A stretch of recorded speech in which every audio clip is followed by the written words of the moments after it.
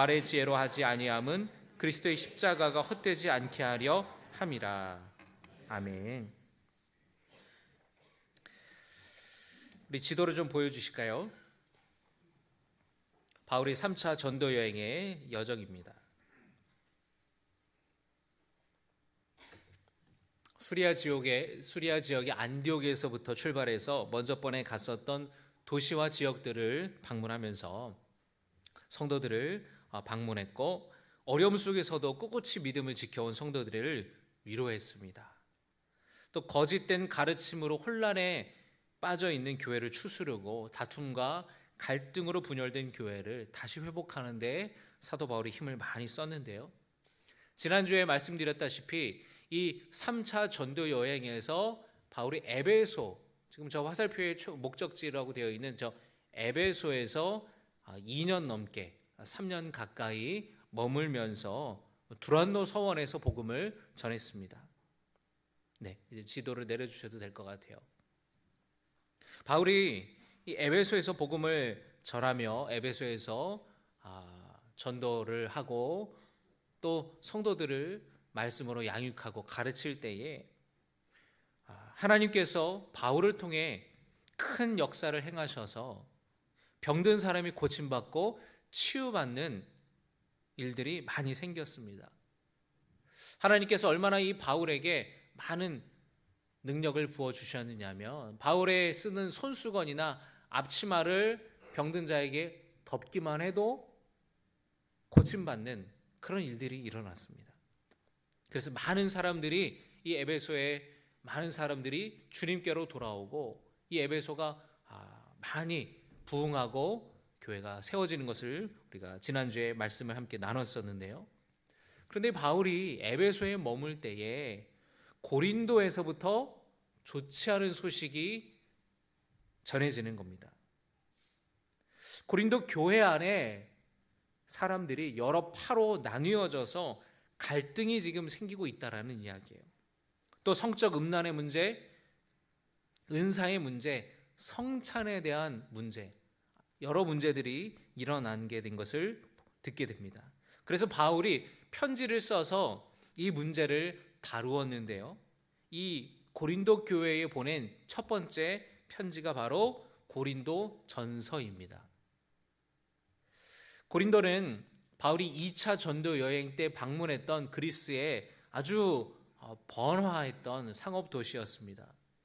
고린도에서 1년 반을 머물면서 복음을 전했는데, 그때 여러분 이 부부와 함께 복음을 전했는데요. 이 부부가 누구였죠?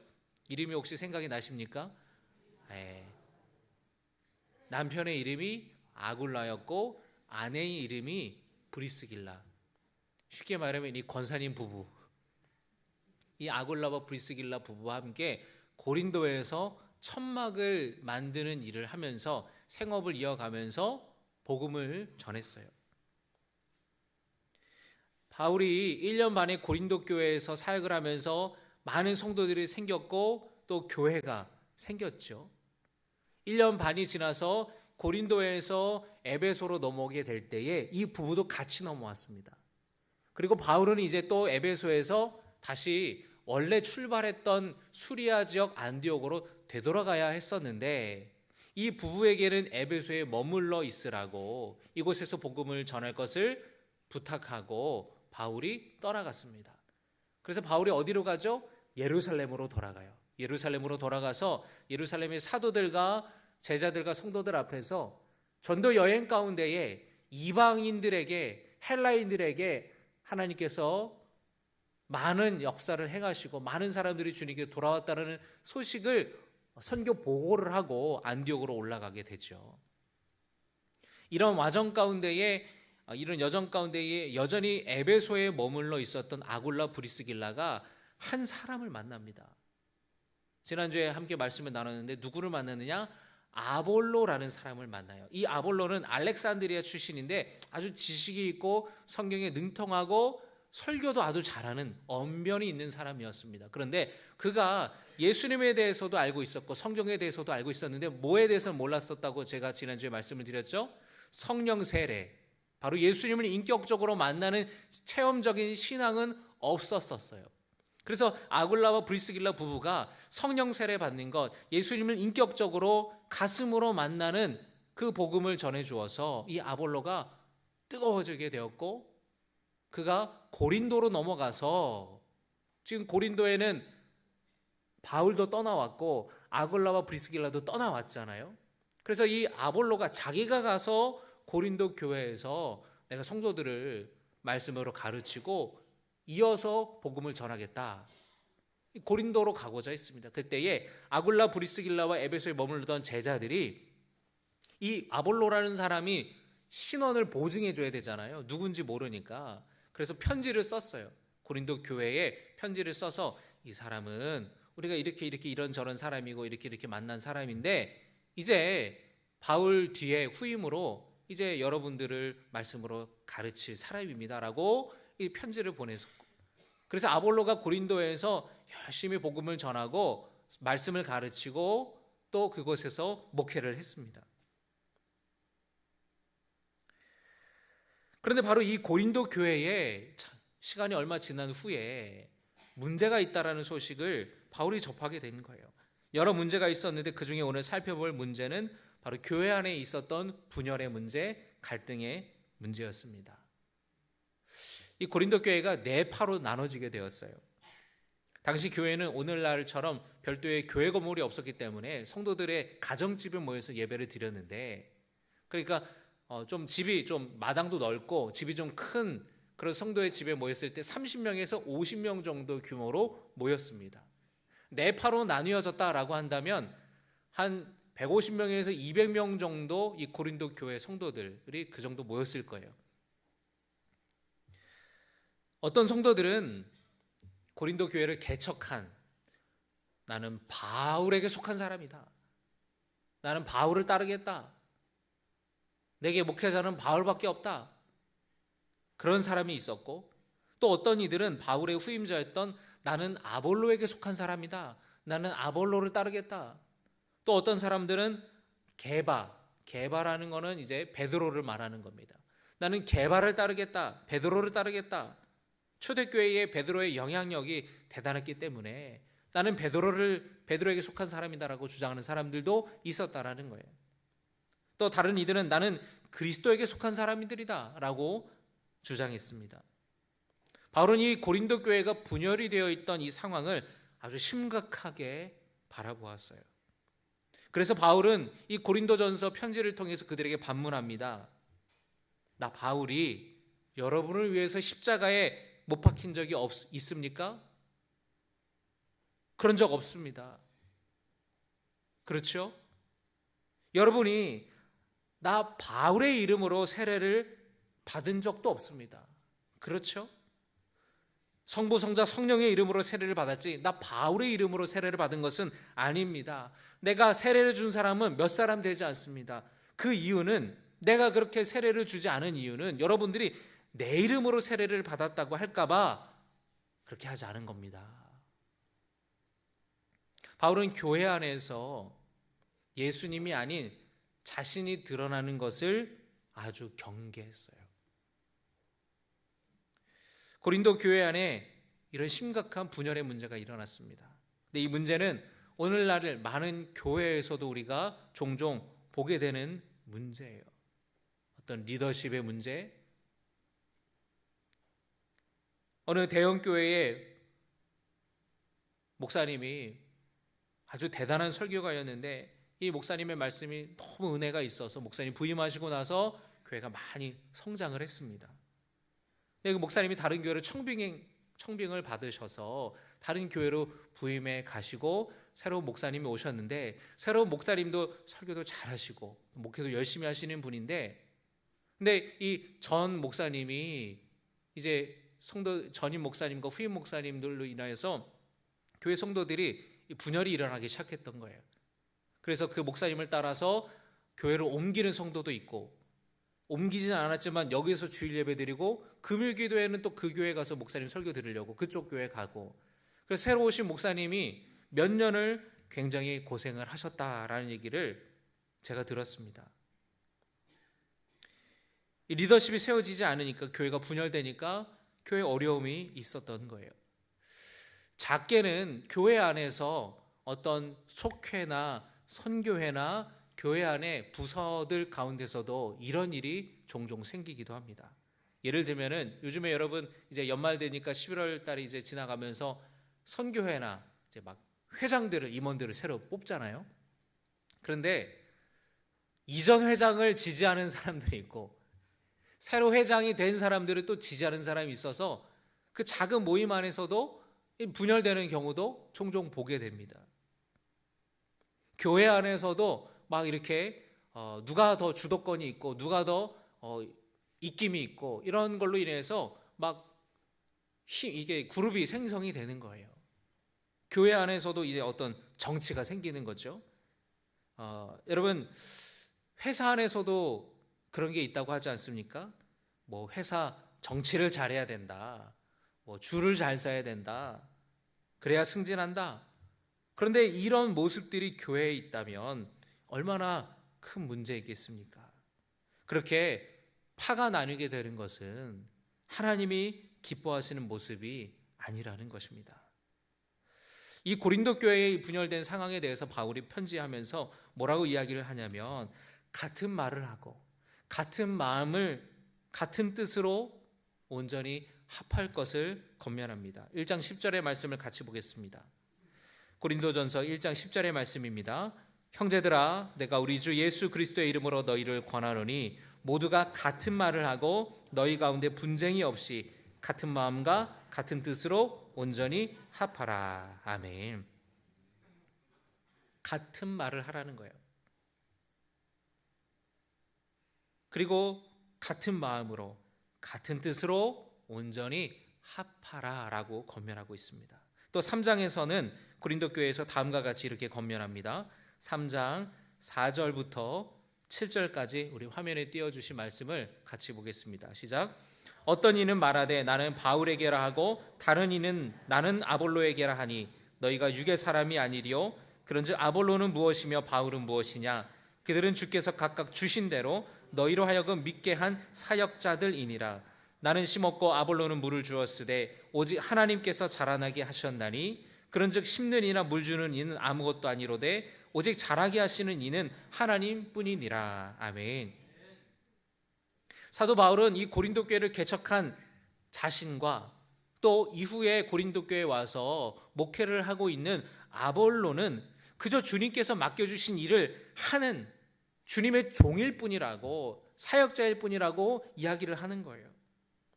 내가 고린도 교회의 주인이 아니라는 겁니다. 아볼로가 주인이 아니라는 거예요. 자기는 심었고 아볼로는 물을 주었는데 자라게 하시는 분은 누구라고 말씀합니까? 하나님이 자라게 하셨다라는 거예요. 그래서 바울은 사람이 드러나는 것, 그것이 자기 자신일지라도 원치 않았어요. 사람이 드러나고 자기 이름이 드러나고 자기는 아볼로가 아니라 하나님이 드러나기를 바울은 원했습니다. 그리고 성도들에게도 그렇게 강조해서 말씀하고 있는 겁니다. 나는 아무것도 아니라는 겁니다. 자기는 종이라는 거예요. 종. 하나님이 맡겨주신 일을 행하는 종일 뿐이지 종의 이름이 드러나는 것이 아니라 주인의 이름이 드러나야 된다라고 바울은 말하고 있는 거예요. 하나님만 드러나는 교회의 주인은 하나님이시라는 것을 여러분이 기억하시기를 주님의 이름으로 축복합니다.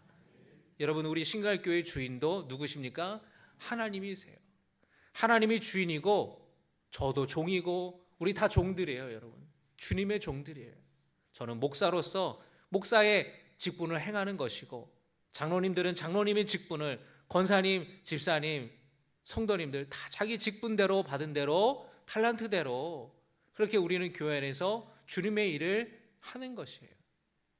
어떤 분들은 선교회장으로, 어떤 분들은 속장으로, 또 부서에서 여러 가지 교사로 주님이 여러 가지 직분을 주신 것, 우리는 그것을 행하는 것이지 우리가 주인이 아니라는 겁니다. 우리가 주도권을 잡으려고 하면 교회는 분열될 수밖에 없어요. 나뉘어질 수밖에 없다는 것입니다. 우리가 항상 이것을 잊지 말아야 되는 것이에요.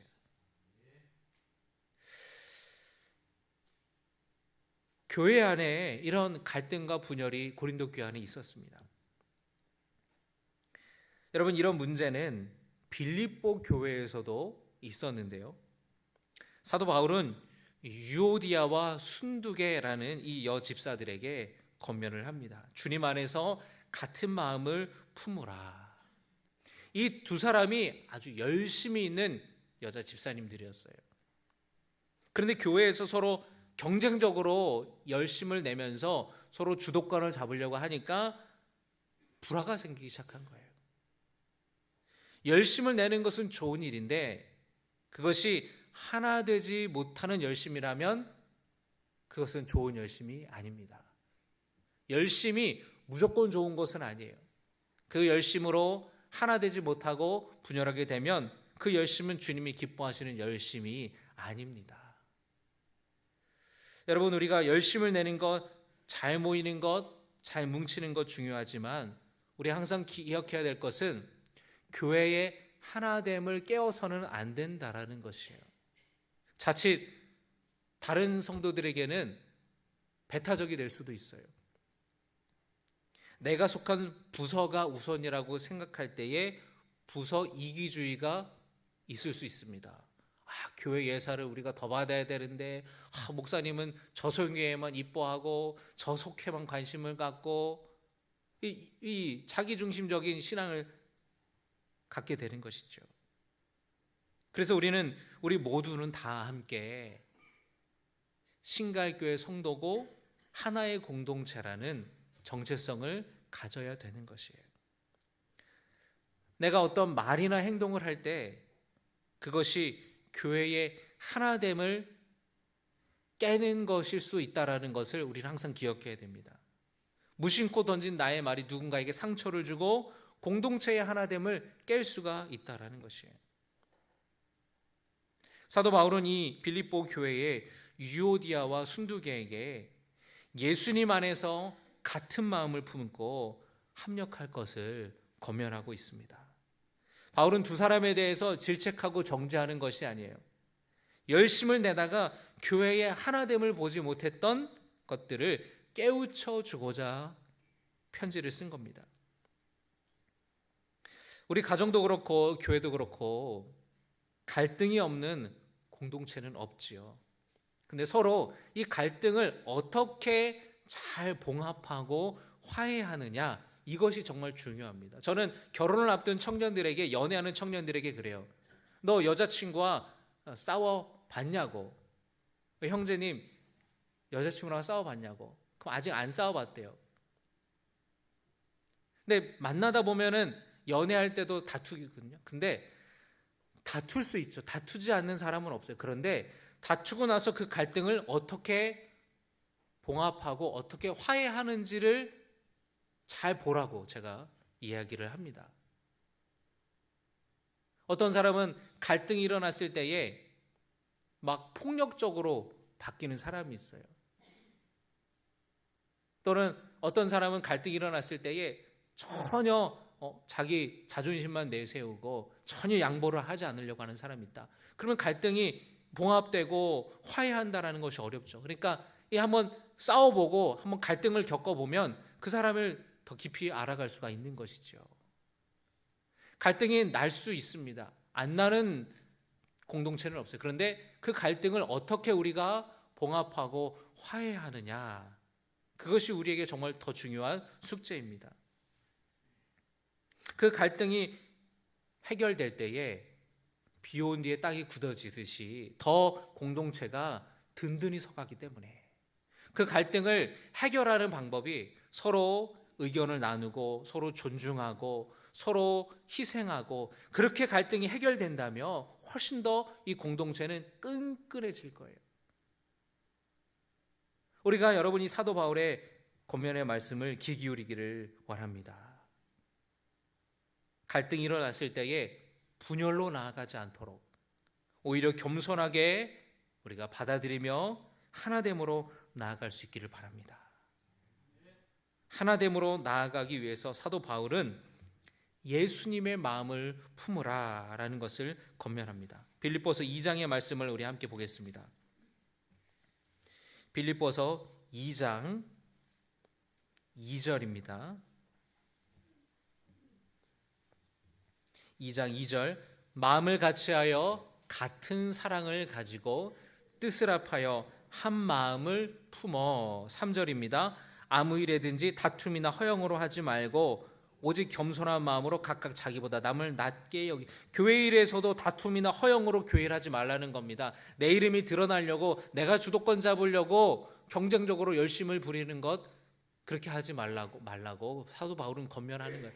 겸손함으로 각각 자기보다 누구를 낮게 여기라고요? 남을 낮게 여기고. 4절의 말씀 각각 자기 일을 돌볼 뿐더러 또한 각각 다른 사람들의 일을 돌보아 나의 기쁨을 충만하게 하라. 우리의 일들을 할 뿐만 아니라 다른 사람의 일들을 돌보아 주라라고 권면하는 것이에요. 5절의 말씀 너희 안에 이 마음을 품으라. 곧 그리스도 예수의 마음이니. 어떤 마음을 품으라고요? 예수님의 마음. 그 예수님의 마음이 어떤 마음입니까? 6절의 말씀입니다. 그는 근본 하나님의 본체시나 하나님과 동등됨을 취할 것으로 여기지 아니하시고 오히려 자기를 비워 종의 형체를 가지사 사람들과 같이 되셨고 사람의 모양으로 나타나사 자기를 낮추시고 죽기까지 복종하셨으니 곧 십자가에 죽으심이라. 할렐루야. 예수님의 마음이 뭐냐? 자기 비움이에요. 자기 희생입니다. 십자가에서 우리를 위해 죽으신 그 희생. 하늘 보좌에서 이 땅에 내려오셔서 성육신하신 그 사건, 자기를 비우신 그 겸손함의 극치라고 할 수 있는 모습을 주님이 보여주셨고 십자가에서 자기 희생을 보여주시지 않았냐라는 거예요. 그 마음으로 우리가 예수님의 마음으로 서로 하나 되라. 바울이 그렇게 권면하고 있는 것입니다. 여러분, 예수님이 십자가에 달려 죽으시기 전에 제자들과 모였을 때에 식사하시고 나서 상을 물르고 제자들의 발을 닦아주셨잖아요. 여러분, 이 제자들의 발을 닦아준다라는 거 베드로가 거절했습니다. 어떻게 주님이 제 발을 닦아주십니까? 왜냐하면 이스라엘 그 당시에는 손님이 오면은 그 집의 종들이 나와서 발을 닦아줬어요. 종들이 하는 일이에요. 그런데 그걸 예수님이 제자들의 발을 닦아주겠다고 하니까 어떻게 제 발을 닦아주시냐고. 안 된다고. 아유, 이러시면 안 된다고. 예수님이 제자들의 발을 다 닦아주셨어요. 그리고 뭐라고 말씀하셨습니까? 너희들도 이와 같이 하여라. 이 말씀은 제자들에게 주신 말씀일 뿐만 아니라 오늘 우리에게도 하시는 주님의 말씀이세요. 우리 교회를 향한 주님의 말씀입니다. 가서 이와 같이 하여라. 다른 사람의 발을 닦아주는 교회. 내가 낮아지고 나를 비워서 종의 형체로 겸손하게 다른 사람을 섬기는 그런 교회의 공동체의 정체성을 주님께서 주신 거예요. 그렇다고 여러분 선교회 모일 때, 속회 모일 때마다 여러분 발을 닦아주라는 건 아닙니다. 그 정신을 우리가 기억하자라는 거예요. 여러분, 한 마음이 되는 것, 한 뜻이 되는 것, 예수님의 마음, 겸손, 자기 비움, 자기 희생이 없이는 불가능한 일입니다. 왜냐하면 우리는 다 각자의 생각이 있어요. 그러니까 내가 생각할 때 내 판단, 내 생각, 그것이 옳다고 우리는 생각합니다. 100명이면 100명의 생각이 다 다르죠.